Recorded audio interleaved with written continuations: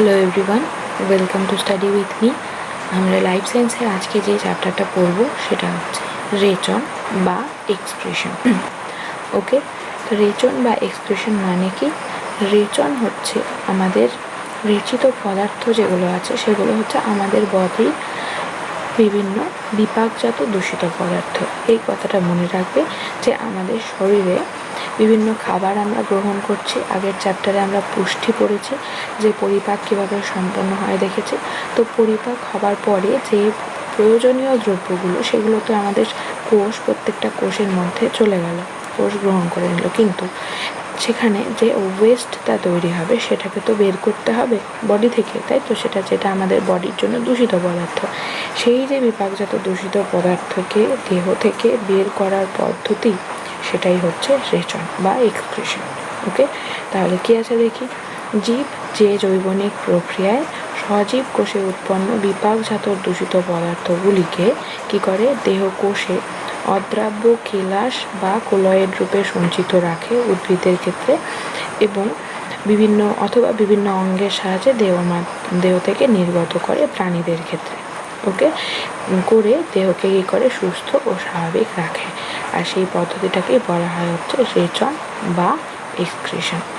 তাহলে বিপাকজাত দূষিত পদার্থ সেগুলোকে দেহ কোষে উদ্ভিদের ক্ষেত্রে কেলাস রূপে সঞ্চিত রাখে, এবং প্রাণীদের ক্ষেত্রে কী করে বিভিন্ন পদ্ধতিতে বিভিন্ন অঙ্গের মাধ্যমে। আমরা জানি যে কিডনি মানে বৃক্ক, গভীনি, মূত্রাশয়, মূত্রথলি, রেচন অঙ্গগুলো রয়েছে, যার মাধ্যমে কী হয় আমাদের বডি থেকে বিভিন্ন দূষিত পদার্থ মূত্রের মাধ্যমে বেরিয়ে যায়, তাই তো? এগুলো আমরা প্রাণীর ক্ষেত্রে দেখব। তো এই যে সম্পূর্ণ প্রক্রিয়াটা তাকেই বলা হয়, এই যে জৈবনিক প্রক্রিয়াটা তাকেই বলা হয় রেচন বা এক্সপ্রেশনও করা দরকার। রেচন বা এক্সপ্রেশনের গুরুত্বগুলোকে একবার শুধু দেখে নাও, যে দেহকে সুস্থ বা স্বাভাবিক রাখতে। কারণ কি, দূষিত পদার্থ যদি দেহের ভেতরে থাকে তাহলে অবশ্যই দেহে বিভিন্ন রোগের সৃষ্টি হবে, যেমন ইউরিক অ্যাসিড যদি আমাদের বডিতে বেশি পরিমাণে বেশি হয়ে যায় তখন কি হয়, গিট বাত এই সমস্ত হয়, রোগ হয়।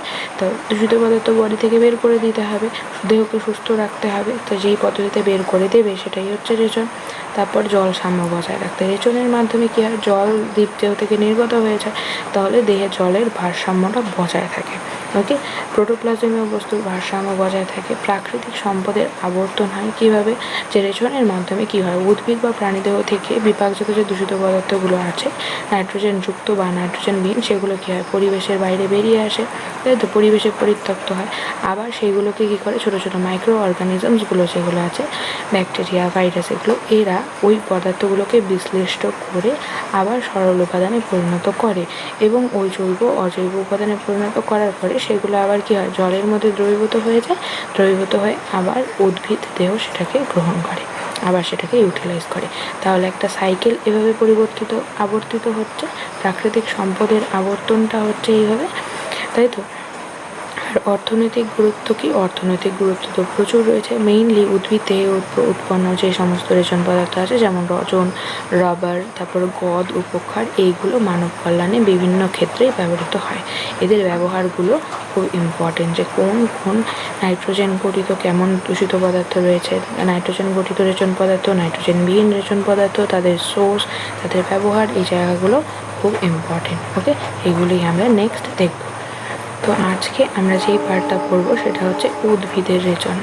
ওকে, উদ্ভিদ রেচন আজকে আমরা দেখে নেব। দেখো, উদ্ভিদের ক্ষেত্রে বিভিন্ন প্রকারের রেচন পদ্ধতি দেখা যায়। ওকে, তো সেই রেচন পদ্ধতিগুলো কি কি? প্রথমেই রয়েছে পত্র মোচন। তার মানে কি, মোচন মানে জিনিসটাকে বাদ দিয়ে দেওয়া। ওকে, তো পত্র মোচন মানে কি, পাতা ঝরে পড়া। আমরা সচরাচর দেখতে পাই পর্ণমোচী উদ্ভিদ, যেমন শিরীষ, আমড়া, এবং একটা নির্দিষ্ট ঋতুতে আমরা দেখেছি যে বসন্তকালে কি হয়, পাতা ঝরে যায় সব, তারপর নতুন পাতা গজায়, তাই তো? তো এই যে পাতা ঝরে যাওয়ার যে প্রবণতা, সেটা কি একটা নির্দিষ্ট ঋতুতে বা পর্ণমোচী উদ্ভিদের ক্ষেত্রে তো হয়, এবং চিরহরিত উদ্ভিদের ক্ষেত্রে যেমন আম, জাম প্রভৃতি, এদের ক্ষেত্রে কী হয়, সারা বছর ধরেই পত্রমোচন হয়। তার মাধ্যমে এরা কী করে, এই যে পাতা যে ওদের ক্ষেত্রে ঝরে যায়, এই পত্র মোচনের মাধ্যমেই তারা রেচন পদার্থ ত্যাগ করে। ওকে, তাহলে এই পত্রমোচন হচ্ছে একটা রেচন পদ্ধতি, যেখানে কি হয়, পাতার মধ্যে রেচন পদার্থ প্রথমে সঞ্চিত থাকে, তারপর পাতা ছড়িয়ে রেচন পদার্থ শরীর থেকে বের হয়। ওকে, পত্রমোচনের মাধ্যমে রেচন পদার্থকে ওরা ত্যাগ করে। তাই এইগুলোর উদাহরণগুলো মনে রাখতে হবে। নেক্সট যেটা আছে সেটা হচ্ছে বাকল মোচন। বাকল মানে হচ্ছে কাণ্ডের যে ছাল রয়েছে সেটা বাকল।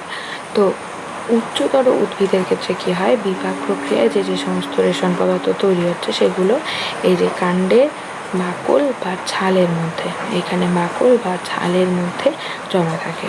ওকে, এই বাকল বা ছালের মধ্যে রেচন পদার্থ জমা থাকে এবং এই রেচন পদার্থগুলো এরকম বাকল মোচন হয়ে এইভাবে অনেক উদ্ভিদের ক্ষেত্রেই নিশ্চয়ই তোমরা দেখেছো, যেমন পেয়ারা গাছে খুব কমন, পেয়ারা গাছে আমরা দেখতে পাই যে বাকল মোচন হয়, স্কেলগুলো ঝরে ঝরে পড়ে, বার্কটা মানে উদ্ভিদের ছাল সেটা কি হয়, ঝরে ঝরে পড়ে যায়, তাই তো। এটা হচ্ছে বাকল মোচনের উদাহরণ। অর্জুন, পেয়ারা এইগুলো উদ্ভিদের ক্ষেত্রে এইভাবে বাকল মোচন দেখা যায়, যারা বাকল মোচনের মাধ্যমে কী করে, রেচন পদার্থ পরিত্যাগ করে।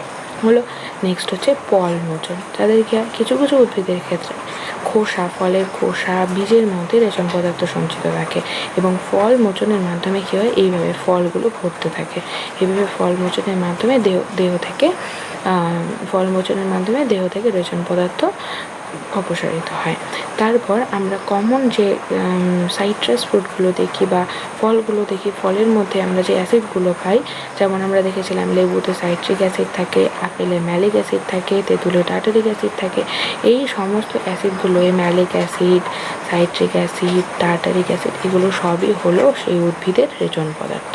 ওকে, এগুলো এই রেচন পদার্থ হিসেবে সঞ্চিত থাকে, সে ফল মোচনের মাধ্যমে উদ্ভিদ দেহ থেকে অপসারিত হয়। হলো নেক্সট যে পদ্ধতিটা আছে রেচনের উদ্ভিদের ক্ষেত্রে রেচনে, সেটা হচ্ছে তরুক্ষীর নিঃসরণ। তো তরুক্ষীর নিঃসরণের ক্ষেত্রে কার ক্ষেত্রে দেখা যায়, বট, অশ্বত্থ, ফণিমনসা, এই সমস্ত উদ্ভিদের ক্ষেত্রে তরুক্ষীর নিঃসরণের মাধ্যমে, এইভাবে দেখো এখানে ছবিতে, এইভাবে এই প্রসেসে তরুক্ষীর নিঃসরণ করা হয়।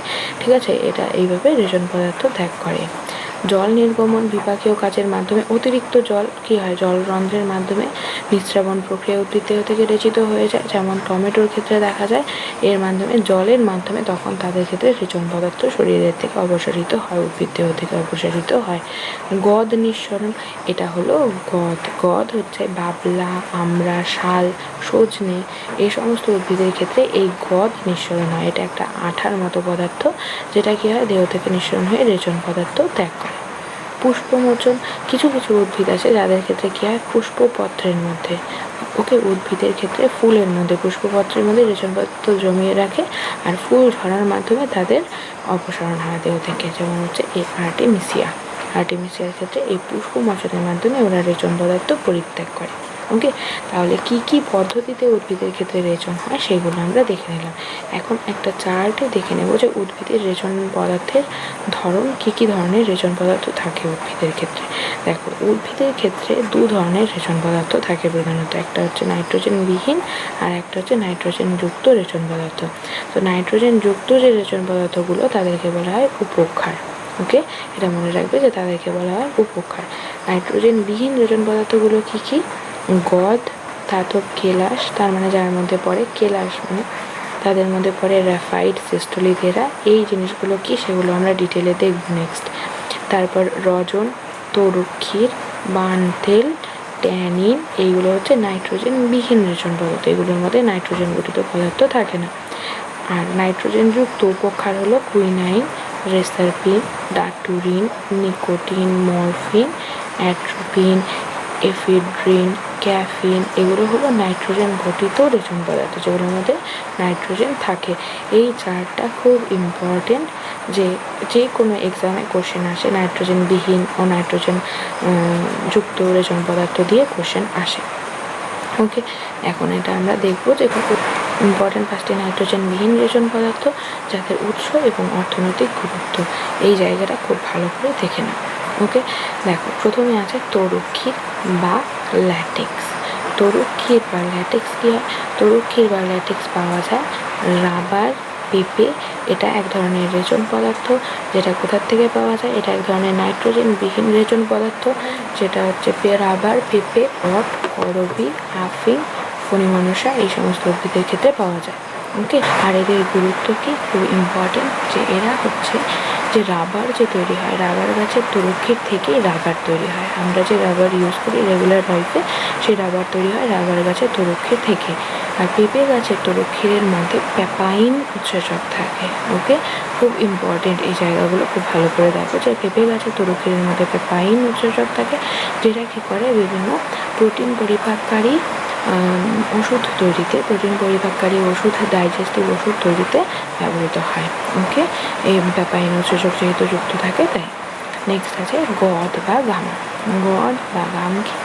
গদ বা গাম হচ্ছে পাওয়া যায় সজনে, বাবলা, আমড়া, আম, জিয়ল এই সমস্ত উদ্ভিদে গদ বা গাম পাওয়া যায়। আর এগুলো কী করতে হয়, এটা এক ধরনের আঠা, যেটা কী করতে হয় বই বাঁধানোর কাজে, কাগজ শিল্পে, কাঠ শিল্পে ব্যবহার করা হয়। এছাড়া এটা চকলেট তৈরিতে, মানে টফি যেটা হয় স্টিকি টাইপের, ওই কফি তৈরিতে, প্রসাধনী দ্রব্য তৈরিতে, তারপর জোলাপ তৈরিতে এগুলো কাজে ব্যবহার করা হয়। ওকে, নেক্সট আছে রেজিন বা রজন।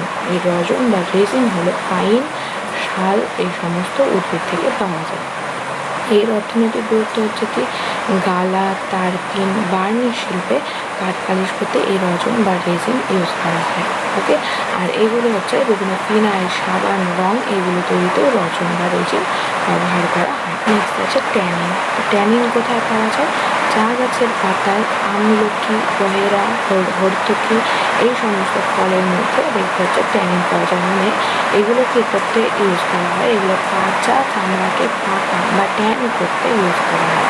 ফলের পানের মশলা হিসেবেও কিন্তু এগুলোকে ইউজ করা হয়। ওকে, কাঁচা মানে ট্যানিং করতে ইউজ করা হয় এগুলোকে, ট্যানিংকে।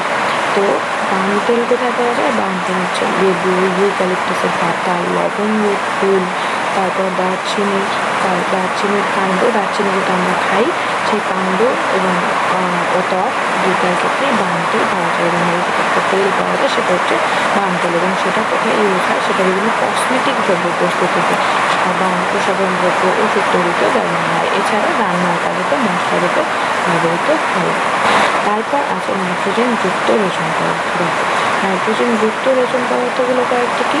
এগুলো হচ্ছে কুইনাইন। ফার্স্ট আছে হচ্ছে কুইনাইন। নাইট্রোজেন যুক্ত রেচন পদার্থ খুব কমন একটা, নাইট্রোজেন যে খুব কমন একটা এক্সাম্পল যেটা আমরা সবাই চিনি। কুইনাইন কোথায় পাওয়া যায়? শিংকোনা গাছের ছালের মধ্যে কুইনাইন পাওয়া যায়। আর এটা কী তৈরি হয়, এটা কী কাজে ব্যবহৃত হয়? ম্যালেরিয়া রোগের ওষুধ তৈরিতে আমরা জানি যে কুইনাইন ব্যবহৃত হয়। তারপর আছে রেসারপিন। রেসারপিন পাওয়া যায় সর্পকাঙ্গা গাছের মূলের মধ্যে, রেসারপিন পাওয়া যায়। আর এটা হাই ব্লাড প্রেশার কমানোর ওষুধ তৈরিতে এই রেসারপিন ইউজ করা হয়। ডাটুরিন নাম থেকেই বোঝা যাচ্ছে, ডাটুরা মানে হচ্ছে ধুতুরা।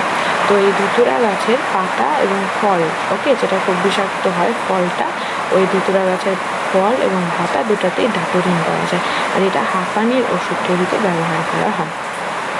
নেক্সট আছে মরফিন। মরফিন হচ্ছে যে আফিং গাছ, আফিং গাছের কাঁচা ফলের ত্বকের মধ্যে এই মরফিন পাওয়া যায়, যেটা কী করা হয় বিভিন্ন পেইন কিলার তৈরিতে এবং গাঢ় ঘুমের ওষুধ, হ্যাঁ, ঘুমের ওষুধ তৈরিতে ব্যবহার করা হয়। এই জন্য এর চাষ করাটা ইললিগাল, কারণ সেটা দিয়ে অনেক অসাধু কাজকর্মও করা হয়।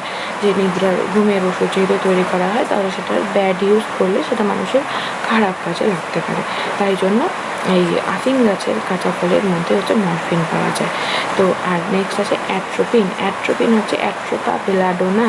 ওই বেলাডোনা গাছের মূলের মধ্যে পাওয়া যায়, যেটা কি করে চোখের তারারন্ধ্র প্রসারণে, রেটিনার প্রসারণে সাহায্য করে। ওকে, আর হচ্ছে রক্তচাপ বৃদ্ধিতে সাহায্য করে। কারো যদি ব্লাড প্রেশার কমে যায়, সেই ব্লাড প্রেশার বাড়াতে সাহায্য করে এই অ্যাট্রোপিন। আর হচ্ছে আর এরা কী করে স্নায়ুকে উদ্দীপিত করার ওষুধে, মানে নার্ভ যখন কারো শিথিল হয়ে যায় তখনই অ্যাট্রোপিন দেওয়া হয়, তাহলে নার্ভকে উদ্দীপিত করতে সাহায্য করে এই অ্যাট্রোপিন। খুব ইম্পর্টেন্ট জায়গা, প্রত্যেকটাই ইম্পর্টেন্ট এবং যে কোনো এক্সামে এখান থেকে কোশ্চেন আসে। তাহলে আমরা আজকে উদ্ভিদের রেচন পদার্থটা মেনলি দেখলাম যে কী কী। তো বিভিন্ন রেচন কী রেচন পদার্থে উদ্ভিদের ক্ষেত্রে রেচন পদার্থের অপসারণ কী কী পদ্ধতিতে হয় এবং নাইট্রোজেনবিহীন ও নাইট্রোজেন যুক্ত রেচন পদার্থগুলো আমরা আজকে দেখে নিলাম। নেক্সট দিন আমরা প্রাণীর রেচন পদার্থগুলো দেখব। তো ভিডিওটা যদি ভালো লাগে অবশ্যই লাইক করে দিও। যারা এখনও সাবস্ক্রাইব করনি তারা অবশ্যই সাবস্ক্রাইব করে পাশে বেল আইকনটা প্রেস করে রেখো।